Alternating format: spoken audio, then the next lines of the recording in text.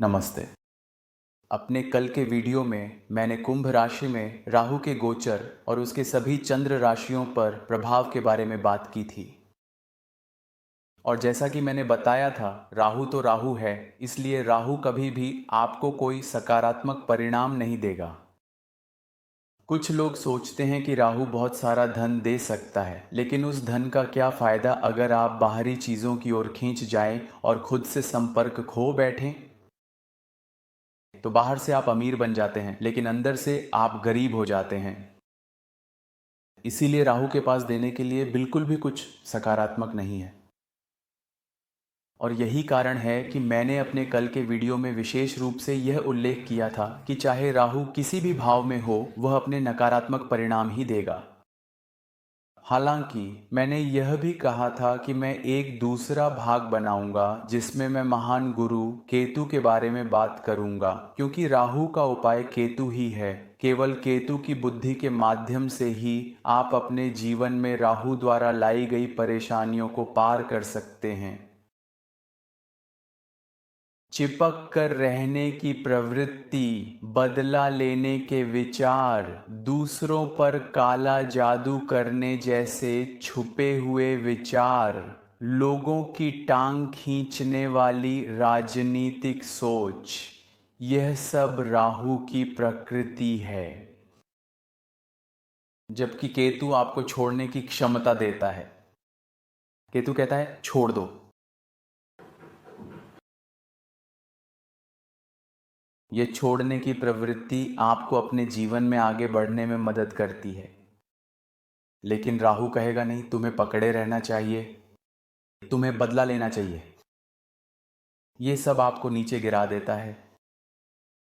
जबकि अगर आप केतु का अनुसरण करते हैं तो आप ऊपर उठते हैं, और यही असली महिमा है। और इसी कारण माफ़ करना, छोड़ देना और स्वीकार्यता में जीना, ये सब केतु के क्षेत्र में आता है।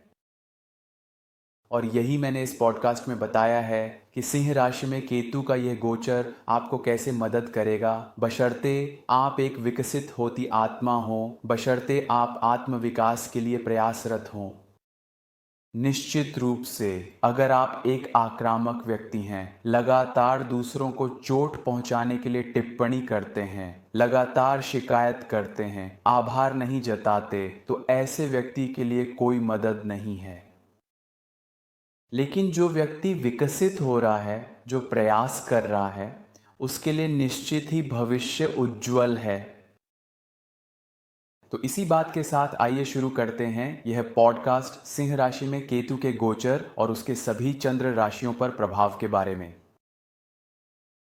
हमेशा याद रखें, आप केवल वही खोते हैं जिससे आप चिपके रहते हैं, इसीलिए कभी भी चिपके न रहें। कभी भी इतना अधिक जुड़ाव न रखें कि अंत में आप उसे खो दें। और यही केतु का सबक है।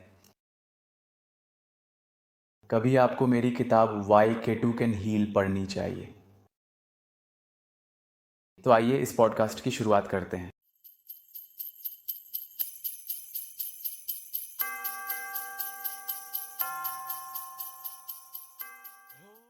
मेष राशि केतु आपके 5वें घर में गोचर कर रहा है। इसलिए यदि आपकी जन्म कुंडली में सूर्य, बृहस्पति और मंगल की स्थिति सकारात्मक है, तो यह 5वां घर केतु आपको अंदर की ओर मुड़ने में मदद करेगा और इस तरह पुराने और नए दोस्तों के असली चेहरे को पहचानने में मदद करेगा, जो आपको राहु के 11वें घर में गोचर के दौरान मिलने वाले हैं। 5वें घर में केतु का गोचर आपको बुद्धिमान बना सकता है और इसलिए आप सही निर्णय लेने में सक्षम होंगे, और इस तरह राहु के 11वें घर में गोचर के दौरान आने वाले कई प्रलोभनों का मुकाबला कर पाएंगे। 5वें घर में केतु आपकी सहज क्षमताओं को तेज करता है, जिससे आप पंक्तियों के बीच पढ़ने में सक्षम होते हैं। रचनात्मक परियोजनाओं या रोमांटिक स्थितियों में आप पाएंगे कि अंतर्दृष्टि की झलक आपको प्रेरित निर्णयों की ओर ले जाती है। चाहे आप कोई प्रेजेंटेशन तैयार कर रहे हों, कंटेंट बना रहे हों या बस एक नवोदित रोमांस को आगे बढ़ा रहे हों, यह गोचर आपकी रचनात्मक ऊर्जा को आध्यात्मिक खोज में लगाने की इच्छा को बढ़ावा देता है। और इसलिए यदि आप 11वें घर में राहु के नकारात्मक परिणामों का मुकाबला करना चाहते हैं तो शिव मंत्र एयूएम नमः शिवाय का जाप करके अपने केतु को सशक्त करने पर ध्यान केंद्रित करें। एयूएम नमः शिवाय, एयूएम नमः शिवाय, इस शिव मंत्र का प्रतिदिन जाप करें। संकष्ट चतुर्थी का व्रत करें। चूंकि केतु को गणेश पसंद हैं और इसलिए संकष्ट चतुर्थी का व्रत केतु को सशक्त करता है और इस तरह आपको 11वें घर में संदिग्ध राहु को दूर करने के लिए आध्यात्मिक शक्ति प्रदान करता है। वृषभ केतु आपके चौथे घर में गोचर करता है, इसलिए यदि आपकी जन्म कुंडली में सूर्य, बृहस्पति और मंगल की स्थिति सकारात्मक है तो यह चौथे घर का केतु गोचर आपके पिछले जीवन के सबसे गहरे क्षणों का मूल्यांकन करने में आपकी मदद कर सकता है और एक रेचन की तरह साबित होगा जो आपके दिल के करीब कई जटिल भावनाओं और भावनाओं को काट देगा और इस तरह आप 10वें घर में मौजूद उत्तेजक राहु का मुकाबला करने में सक्षम होंगे। फिर आप 10वें घर में मौजूद राहु द्वारा उत्पन्न तनाव को प्रबंधित करने में सक्षम होंगे और इसलिए चौथे घर में केतु का आना एक संकेत है कि कुछ नुकसान के माध्यम से आप जागृत होंगे और यह जागृति आपको अपने 10वें घर में नाचते राहु का मुकाबला करने की शक्ति प्रदान करेगी। इसलिए केतु को अपनी सबसे दबी हुई भावनाओं को साफ करने में रेचन की भूमिका निभाने दें और यह आपको 10वें घर में मौजूद राहु द्वारा आपके करियर में आने वाली चुनौतियों का सामना करने में मदद करेगा। जैसे ही राहु आपको बाहर की ओर खींचता है, आपके घर के क्षेत्र में मौजूद केतु आपका ध्यान अंदर की ओर मोड़ता है।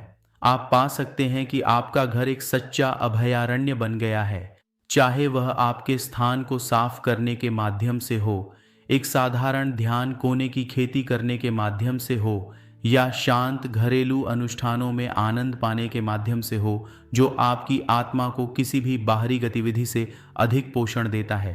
केतु को सशक्त बनाने के लिए सोमवार को उपवास करें और शक्तिशाली विष्णु मंत्र का जाप करें।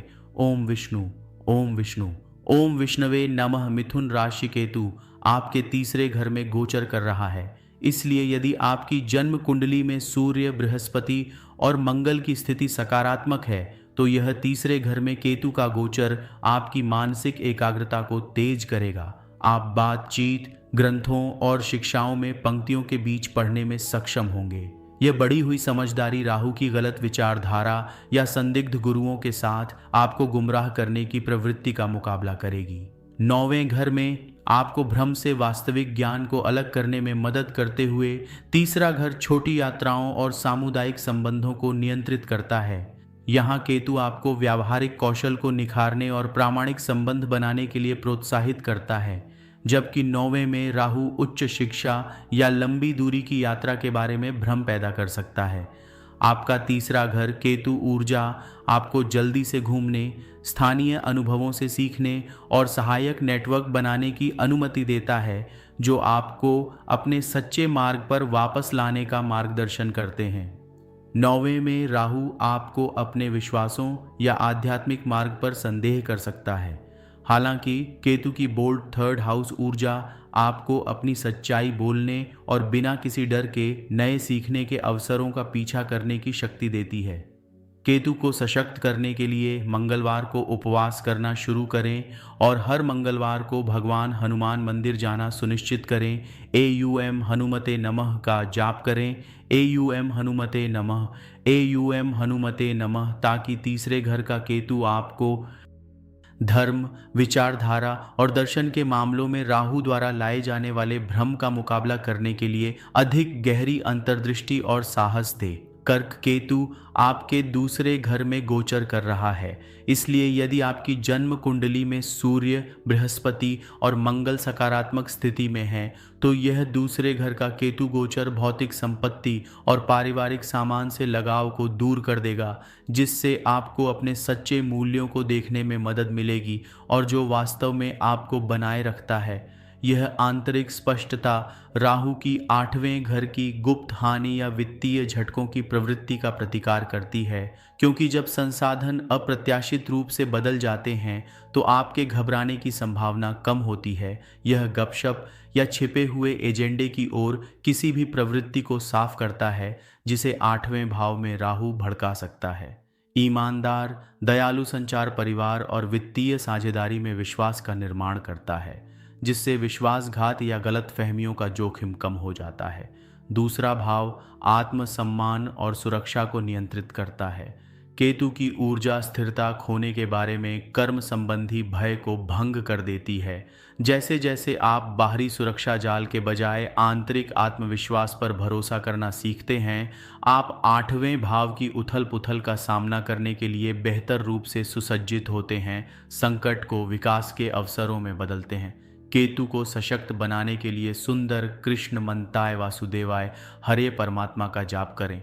आहा, कृष्णाय वासुदेवाय हरे परमात्मा प्रणत क्लेश नाशाय गोविंदाय नमो नाम। इस सुंदर कृष्ण मंत्र का जाप करें। इसलिए यदि आपकी जन्म कुंडली में सूर्य, बृहस्पति और मंगल की स्थिति सकारात्मक है तो यह प्रथम भाव केतु अहंकार से प्रेरित व्यवहार की परतों को हटा देगा, जिससे आपको अपना असली स्वभाव देखने में मदद मिलेगी। क्योंकि 7वें भाव में राहु साझेदारी में भ्रम पैदा कर सकता है, जिससे आप चापलूसी करने वाले लेकिन अंततः खोखले रिश्तों की ओर अग्रसर हो सकते हैं। यह बढ़ा हुआ आत्मज्ञान सुनिश्चित करता है कि आप ऐसे भागीदारों को आकर्षित करें जो वास्तव में आपके मूल स्व के साथ प्रतिध्वनित हों। पहले भाव में केतु के साथ आप स्वाभाविक रूप से दूसरों के माध्यम से मान्यता की आवश्यकता से अलग हो जाते हैं, जबकि 7वें भाव में राहु आपको अपने साथी के ध्यान या सामाजिक प्रतिष्ठा पर अपने आत्म मूल्य को टिकाने के लिए प्रेरित कर सकता है। केतु का प्रभाव आपको उस निर्भरता से मुक्त करता है ताकि आप बाहरी स्वीकृति की परवाह किए बिना अपने स्वयं के मूल्य पर दृढ़ रहें। यदि आप एक विकसित आत्मा हैं तो पहले भाव में केतु का पारगमन ज्ञान के द्वार खोलता है और आपको अपने सच्चे स्व को महसूस करने में मदद करता है। यह सुनिश्चित करता है कि आप अपने साथी की मांगों के लिए आंख मूंद कर प्रेरित न हों और इस प्रकार आप 7वें भाव के राहु के प्रभाव का मुकाबला करने में सक्षम हैं। सरल शब्दों में, पहले भाव में केतु का पारगमन आपको अपने विवाह साथी द्वारा अत्यधिक प्रभावित होने से बचाता है। केतु को सशक्त करने के लिए सुंदर शिव मंत्र का जाप करें और सोमवार को उपवास करें और प्रत्येक सोमवार को भगवान शिव के मंदिर जाएं। कन्या केतु आपके 12वें घर में गोचर करता है, इसलिए यदि आपकी जन्म कुंडली में सकारात्मक सूर्य, बृहस्पति और मंगल की स्थिति है तो यह 12वां घर का केतु आपको 6ठे भाव में राहु द्वारा संचालित दैनिक संघर्षों और प्रतिस्पर्धा से हटने के लिए प्रोत्साहित करेगा। शांत एकांत, ध्यान, आरामदायक एकांतवास या मौन चिंतन के समय को अपनाने से आप अपनी ऊर्जा की पूर्ति करते हैं, तनाव कम करते हैं और काम या स्वास्थ्य संबंधी दबावों के प्रति लचीलापन बनाते हैं। 12वां घर अचेतन मन को नियंत्रित करता है। यहाँ केतु शक्तिशाली स्वप्न, अंतर्दृष्टि और सहज ज्ञान युक्त चमक ला सकता है, जो बीमारी, संघर्ष या कार्यस्थल पर तनाव के छिपे स्रोतों को प्रकट करता है। इन अवचेतन संदेशों पर कार्य करने से आप 6ठे भाव के विवाद या तत्वों के रूप में प्रकट होने से पहले अंतर्निहित मुद्दों को संबोधित कर सकते हैं। आप खुद को छोटी मोटी शिकायतों या छिपे हुए विरोध से कम प्रभावित पाएंगे, क्योंकि आप स्वाभाविक रूप से हर लड़ाई जीतने की ज़रूरत से अलग हो जाते हैं, विरोधियों को आंतरिक विकास के अवसरों में बदल देते हैं। याद रखें, केतु किसी प्रतियोगिता को जीतने में कम रुचि रखता है।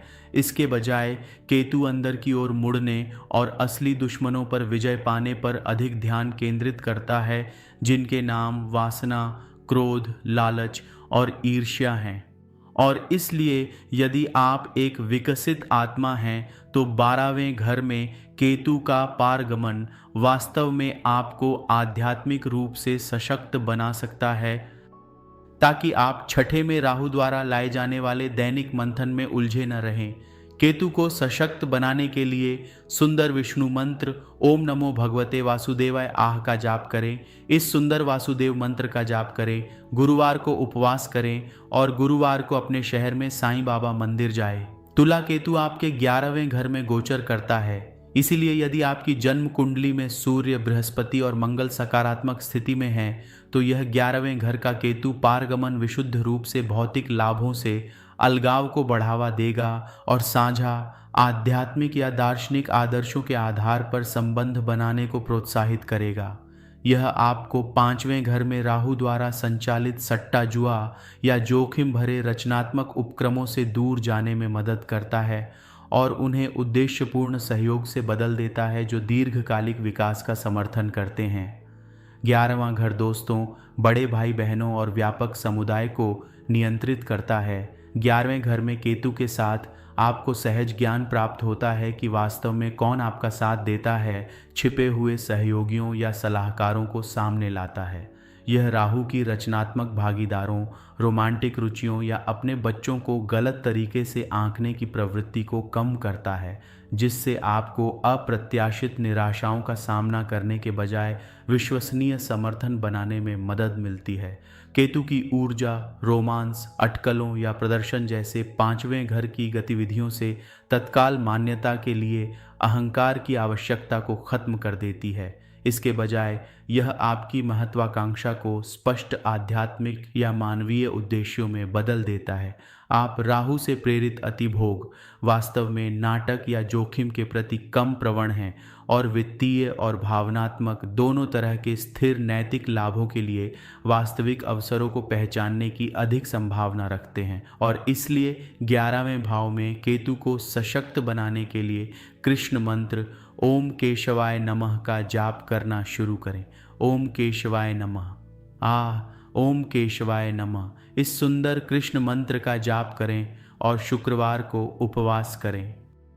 वृश्चिक केतु आपके 10वें भाव में गोचर करता है, इसलिए यदि आपकी जन्म कुंडली में सूर्य, बृहस्पति और मंगल सकारात्मक स्थिति में है तो यह 10वें भाव का केतु आपके पेशे में बाहरी अनुमोदन की अहंकार से प्रेरित आवश्यकता को समाप्त कर देगा और आपको ऐसे काम की ओर ले जाएगा जो उच्च उद्देश्य की पूर्ति करता है।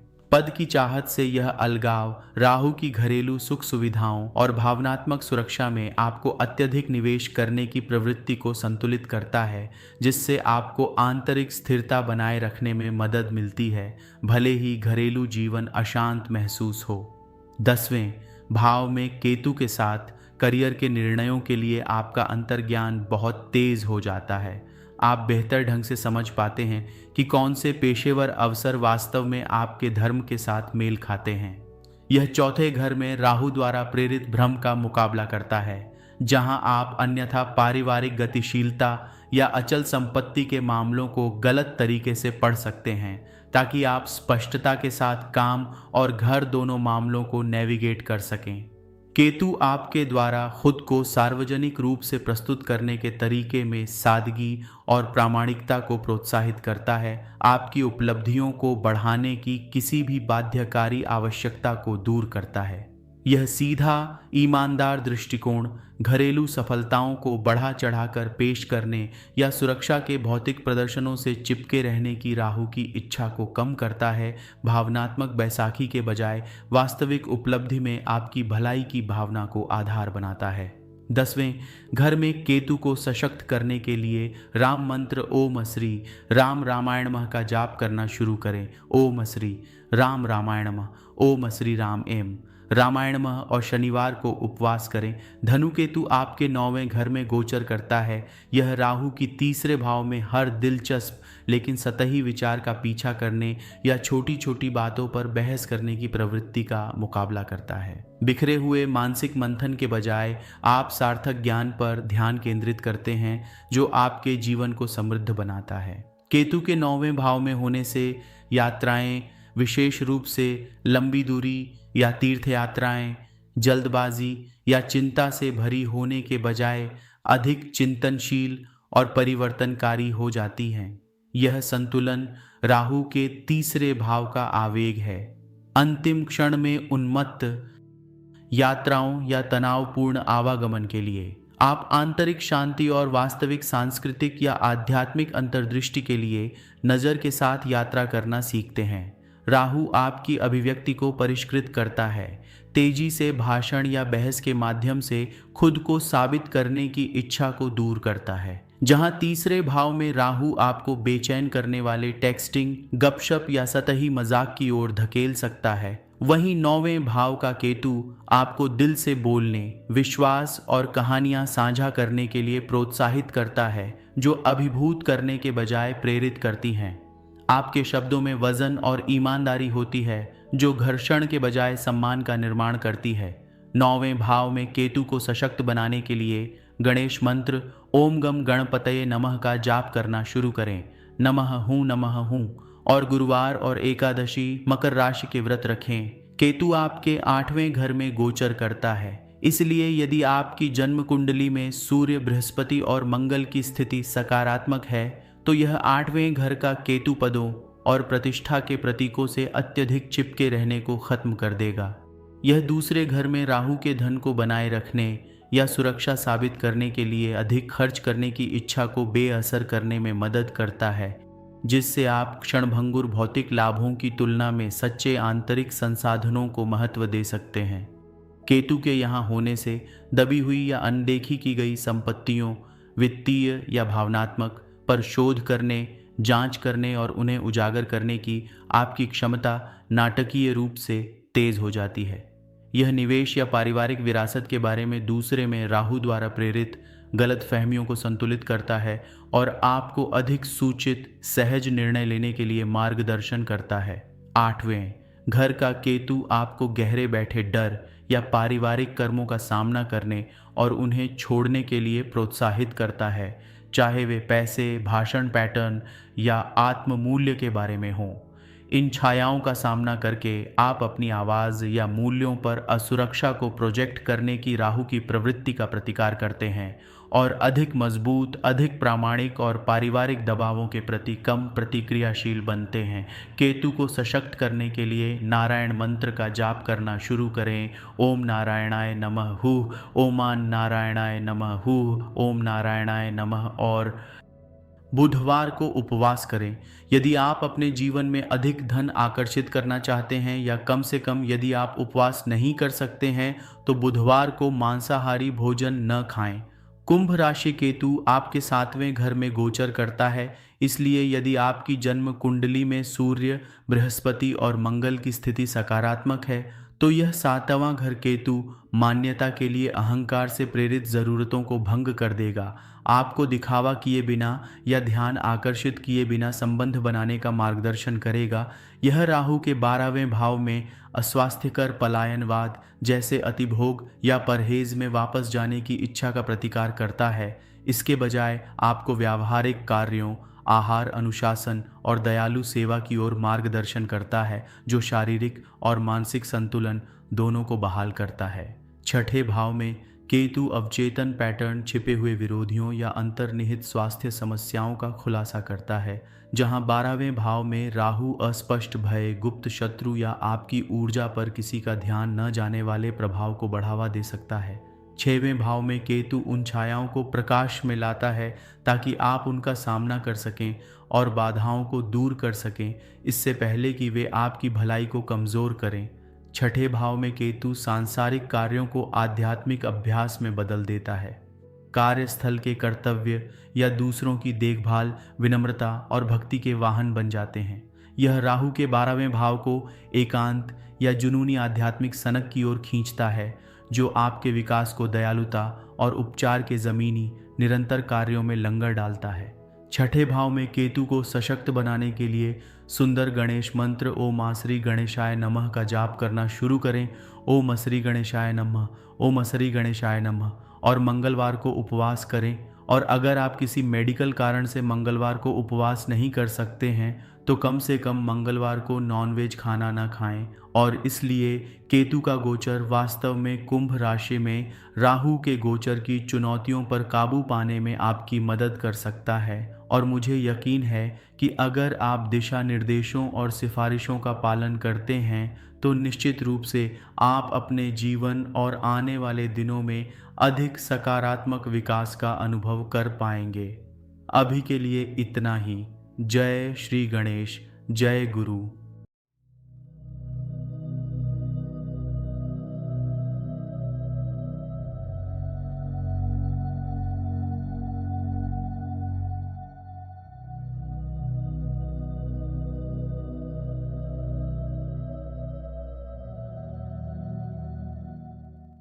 ओम गम गणपतये नमः। ओम गम गणपतये नमः। ओम गम गणपतये नमः।